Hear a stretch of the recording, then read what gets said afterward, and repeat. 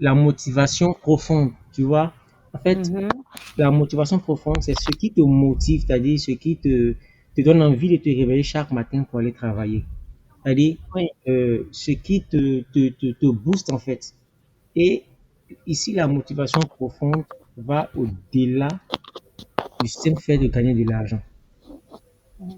Est-ce que tu comprends un peu ce que je suis en train de ah dire? oui, tout à fait, tout à fait. Voilà, Oui, donc la motivation profonde ici, c'est quelque chose, c'est comme ta mission de vie en fait. oui, c'est ça. Voilà, c'est ta Ça me mission, parle, hein. voilà, ta mission de vie, ce qui te donne la force de te lever chaque matin avec enthousiasme, surtout Mm, pour aller travailler. Pour dire, je suis heureux de travailler en fait. bien sûr. Mm. Je Voilà. comprends. Et quand c'est comme ça, ça change tout. Mm. Quand tu as cette motivation profonde là, ça change tout. Tu peux déplacer des montagnes, quoi. Oui, parce que en fin de compte, c'est une motivation qui nous dépasse nous-mêmes, en fin de compte. Et si on s'accroche à ça, ouais. Mm. Voilà. En tout cas, Alors, moi, pour ma part, c'est ça qui me maintient. voilà. Alors rapidement, je vais te donner mon exemple. Moi personnellement, toujours dans tout ce que je fais, dans tout ce que je fais, quand j'échange avec les personnes, quand les personnes viennent me dire, mais Wilfried, je ne sais pas comment, je ne sais pas dans quoi me lancer, je ne sais pas, mes proches, mes amis, tout le monde, je ne sais pas dans quoi me lancer. La première question que je pose, c'est qu'est-ce qui te passionne? Mm. Tu vois, qu'est-ce qui te passionne? Mm. Si tu trouves ce qui te passionne, je te recommande d'exercer dans ce qui te passionne. Parce que lorsque tu es en train d'exercer dans ce qui te passionne, tu n'es plus en train de travailler, tu te fais plaisir. Oui, tout à fait. Tu te fais plaisir. Alors, donc, au fur et à mesure, moi, je donnais ces conseils-là aux gens. Je donnais ces conseils aux gens. Et puis, en même temps, quand j'observe les salariés, tout ça, je vois que ces personnes-là n'ont pas cette joie d'aller au travail.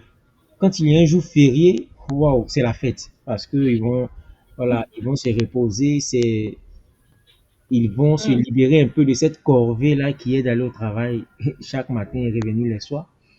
Tout ça. Mm. Et quand j'observe ça, ça me fait mal au cœur, en fait. Mm. Donc, C'est vrai. j'ai compris que je, je voulais vraiment que chacun puisse vivre dans le bonheur, en fait. Mais pas que le Mm. bonheur, mais dans le l'épanouissement. Mm. Voilà, donc c'est à cela que donc quand je me suis posé, que j'ai commencé à réfléchir, j'ai compris que c'est à cela que je travaillais au fur et à mesure. À chaque fois, essayer de coacher les gens, tout ça, voilà, de leur pousser à faire ce qu'ils aiment. Tout ça, j'ai compris que je voulais l'épanouissement de ces personnes-là. Mm. J'ai décidé de travailler en plein temps là-dedans. Parce Mm. que je ne faisais pas, je le faisais de manière bénévole. Voilà, parce que Oui. à la base, moi, je travaille dans le digital, voilà, le Mhm. digital, le marketing digital et autres. Donc, ce que je faisais, c'est, j'ai toujours été indépendant. Ce que je faisais, c'est de démarcher les personnes. Voilà, Mhm. tu as ton activité. Je mets en place une stratégie digitale pour une activité. Et puis, voilà, on lance des pubs, tout ça, voilà, tout ce que tu connais, les webinaires et autres, les tunnels de vente, tout ça. Oui, Et oui, oui, oui. je me suis rendu compte que, Oui. ce que je voulais apporter aux gens et que je faisais bénévolement, c'est parce que je faisais dans mon activité. Donc, j'étais pas à l'aise. Parce que je Mm. passe plus de temps dans mon activité que dans le bénévolat. Alors, Mm. quand je me demandais comment faire pour faire ce travail que je fais de manière bénévole à plein temps. Mm. Là que je me suis lancé dans le coaching et voilà, j'ai laissé toutes ces stratégies, toutes ces stratégies sophistiquées là et chercher à faire les choses de manière humaine en fait. Mm. Ouais. quelque chose qui Ça me résonne. parle, ça me parle. Donc, avant, je faisais la prospection, ça me faisait chier vraiment. Ouais, Aller en inbox, écrire aux personnes pour dire voilà, je propose ouais, ceci, je propose ben, cela pour ben on toi. se Ça, comprend. ça me saoulait et prendre, j'ai toutes les techniques, je te le dis, j'ai toutes les techniques, c'est-à-dire que je maîtrise la technique, hein, je maîtrise la Mhm. technique, c'est-à-dire que il y a, il y a, il y a une méthode qu'on appelle le scrapping, c'est-à-dire que j'ai des outils que je paramètre rapidement, je lance et ils vont sur Google Maps, ils vont répertorier toutes les personnes que je cible, leur numéro, tout sort en automatique, je te le dis, tu vois. Et Mhm. voilà, je prends les numéros, j'appelle, et c'est un peu comme c'est un peu comme violer la vie privée des gens, en fait. Tout à fait. Et puis, comme tu dis, à un moment donné, on se dit, est-ce qu'on fait ce métier bon, après, tu vois, on va dire, on a un côté vendeur quand même, mais bon, à un moment donné, c'est peut-être trop aussi, tu vois, donc, et Effectivement. on se perd dans tout ça. Et tu sais, moi, j'ai eu cette conviction très tôt, avant de finaliser ma formation. Oui. La coach formatrice est une femme charismatique que j'admire beaucoup parce que, si tu veux, elle disait, bon, bah, les réseaux, et allez-y. Elle disait que c'est pas son truc et qu'elle n'a jamais été obligée. En fin de compte, c'est son équipe qui fait que elle a un site, elle a tout ça, tu vois. Mais Oui. elle n'a jamais été obligée d'aller prospecter pour avoir des clients et qu'elle déteste ça, tu vois. Et que Oui. c'est possible de ne pas aller prospecter et d'avoir des clients. Et tu sais, quand elle disait ça, ça résonnait fortement en moi parce que je pense que l'une des raisons qui fait que bon ben j'ai du mal avec ça, c'est que en moi ça vibre, j'ai pas envie en fin de compte. Hein. C'est pas quelque chose que j'aime. Donc du coup, alors rester moi-même, oui, tu sais, euh, poster des posts qui me parlent où je me sens inspirée, oui, tu vois, il y a pas Mhm. de souci. Et je pense que c'est même pas dans le but d'aller de se dire ben, ah ben, ça va toucher combien de personnes, je vais avoir tant de clients. Non, je me dis ça viendra. C'est au fur et à mesure. J'ai compris la chose, c'est que les gens doivent apprendre à nous connaître. Mhm. Ensuite, une fois que les gens nous ont c'est qui on est, ben, ils apprennent à nous aimer et ensuite ils nous font confiance. Une fois qu'ils nous font confiance, ils achètent. Et je pense que quand nous Effectivement. on va dans un magasin, c'est exactement ce qui arrive, hein, tu sais. Effectivement. Effectivement.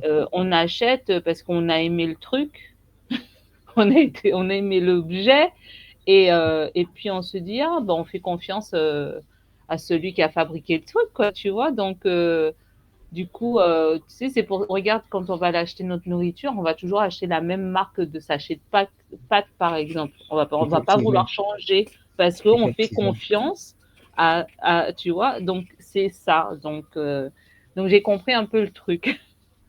Ok, super, super, super, super.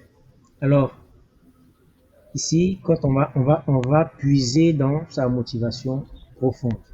Mhm. On va puiser dans sa motivation profonde. Et ça, moi, franchement, je ne badine pas avec ça. Les personnes Mhm. qui ne sont pas alignées avec ça, bon, on se libère très tôt, quoi.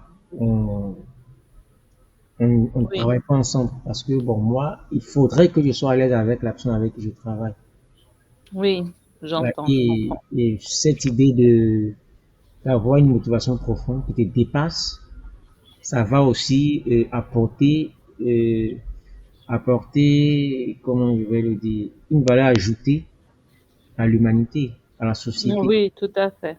Voilà, aider les gens, tout ça. Donc là, ça va au-delà de l'argent, en fait. Mm, mm, mm, mm. Mais l'argent aussi c'est très important vu qu'on travaille à temps plein dans cette mission de vie.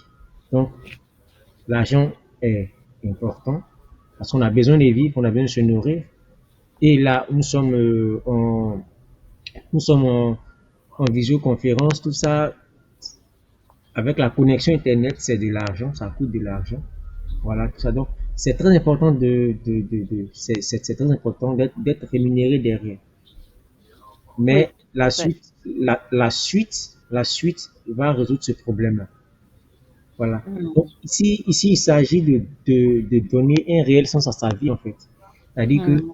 quand, quand tu te penches sur ta mission de vie pour exercer, déjà là, tu vois que tu vas apporter quelque chose à l'humanité. Mhm. Voilà. Donc, ça te donne une sensation d'importance ou du moins une sensation d'utilité. Tu es utile à l'humanité, en fait. Mm. Ah, ça te parle, ça? Ah oui, moi ça me parle, hein, Wilfried, totalement. Hein, la connexion, elle est là. Donc Super. oui, oui, parce que je suis en plein dedans, tu sais. Donc moi je sais pourquoi je suis là et d'ailleurs c'est un des posts que j'ai posté ce matin. Hein, ça parle de cette motivation profonde et pourquoi je fais ce que j'ai envie de faire. Donc c'est pas juste c'est pas juste que oui, effectivement j'ai eu envie de changer de travail parce que je trouvais plus de sens à ce que je faisais. Effectivement. Mais si je pense que j'étais comme toi, c'est que en fin de compte, je trouvais plus de sens parce que j'étais pas là où il faut que je sois Hum, et que j'étais appelée à quelque chose de plus grand. Et du coup, bah, j'ai compris, j'ai saisi c'était quoi l'appel, tu vois. Et donc effectivement. aujourd'hui, ben effectivement, alors c'est quelque chose qui me dépasse effectivement et qui peut effrayer, mais j'ai compris que c'était ça, et c'est là où je suis bien. Voilà, donc Ok. c'est quand j'y pense, ça vibre, ça passe, et la conviction, elle n'est pas dans mon mental, elle vient pas dans mon mental, elle vient vraiment au niveau du cœur. C'est voilà, c'est profond, donc Super. Ok. Alors, comme tu peux le constater, alors le deuxième pilier des trésors mhm, cachés en soi qu'on doit découvrir, c'est son essence propre. C'est-à-dire qui je suis, mhm. qui je suis. Et tout ça, c'est utile dans le business du coaching, hein. Oui, Qui je oui, c'est suis. ça, qui Donc, on est, après avoir ouais. découvert ma motivation profonde, c'est-à-dire qu'est-ce que je peux, c'est ce qui m'emmène à me réveiller chaque matin, parce que tu auras besoin d'être motivé pour continuer cette activité. Et c'est cette motivation profonde qui va te donner cette motivation-là. Et ensuite, ton essence propre, qui tu es. Là maintenant, l'authenticité commence à ressortir. Voilà, parce que Ouais. il s'agit de ton essence propre, il s'agit maintenant de ton unicité, ce qui te rend unique. Mhm. C'est bon? Oui, oui, ah oui, tout à fait. Voilà, ce qui te rend unique. Il s'agit ici de tes valeurs, tes croyances, ta Oui. personnalité, ton identité. Donc tout ce qui te caractérise en fait. Mhm. Mhm. Tout à fait. Voilà. Oh. Donc ça, c'est le point de départ. Ces trois aspects-là forment le point de départ. Donc, après avoir eu conscience de ce qui te caractérise, maintenant, on passe maintenant à ta zone de performance. La zone Mhm. de performance est formée par trois zones. La zone de génie, ta zone de génie, c'est-à-dire Mhm. ce que tu fais Oui. aisément, facilement, et que les autres voient et disent waouh. Mhm. Voilà, ça c'est ta zone de génie. Ensuite, Oui. il y a ta zone d'excellence, ce en quoi tu excelles. La différence entre la zone de génie et la zone d'excellence, c'est que la zone de génie, quand tu es en train de travailler dans ta zone de génie, quand tu es en train de faire quelque chose qui émane de ta zone de génie, ça te donne de l'énergie en fait. Tu peux le Mhm. faire, tu peux le faire sans te fatiguer. En fait, Mhm. pourquoi tu le fais, ça te booste. Par contre, la zone d'excellence, quand tu es en train de faire quelque chose qui émane de ta zone d'excellence, au fur et à mesure, ça t'épuise. Tu Oui, vois, parce que tu donnes beaucoup en fin de compte. tu donnes La beaucoup. zone de génie, en gros, si je comprends bien de ce que tu es en train de m'expliquer là, ça m'éclaire un petit peu quand même. C'est que c'est quelque chose que on fait, mais sans même réfléchir. sans réfléchir. Hmm. C'est ça, sans réfléchir. Pourtant, ta zone d'excellence, c'est quelque chose que tu fais et tu as besoin de réfléchir un peu quand même. Mhm, mhm. Mais tu D'accord. excelles là-dedans. Tu excelles là-dedans. Ok. Voilà. Et enfin, il y a ta zone de compétence. D'accord. Sur quoi tu es compétent, voilà. Oui. Les compétences que tu as acquis, ça et là, voilà. C'est bon? Oui, oui, c'est bon. Donc, Mhm. rapidement, pour te donner un exemple très clair, moi, ma zone de génie, c'est ce que je suis en train de faire. Partager ce que Mhm. je sais. Oui. Ça, c'est ma zone de génie. Je le fais. Je peux le faire du matin au soir. Je Mhm. ne me fatigue pas. Je pars, je pars, je pars, je pars, je pars, je pars, je pars. Mhm. Par contre, ma zone d'excellence, c'est de simplifier au maximum ce qui est complexe. Ça, c'est ma zone d'excellence. C'est-à-dire que je prends quelque chose qui est très complexe Mhm.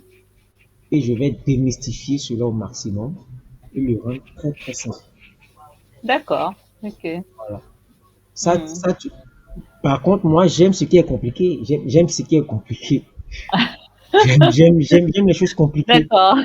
Mais j'ai travaillé à simplifier cela, en fait, Ok. pour, pour, pour vulgariser les choses et puis voilà. Je prends ce Mhm. qui est compliqué, je crée un process avec pour aider les gens à mieux suivre parce que c'est trop compliqué. C'est Ok. bon? Oui, Voilà. oui, oui, oui. Et ma zone de compétence, voilà, c'est, Oui, euh, c'est toutes les compétences que tu as acquises voilà. là jusque-là. C'est-à-dire, Ok, d'accord. paramétrer les publicités en ligne, savoir créer du contenu, tout ça. C'est ma zone de compétence. Mhm. C'est bon? Oui, oui, c'est bon, c'est bon. Voilà. Alors, Ça, bah, je réfléchis en même temps. Ok. alors, quand tu as ces trois aspects, ton business sera formé sur ces trois aspects-là. Hmm.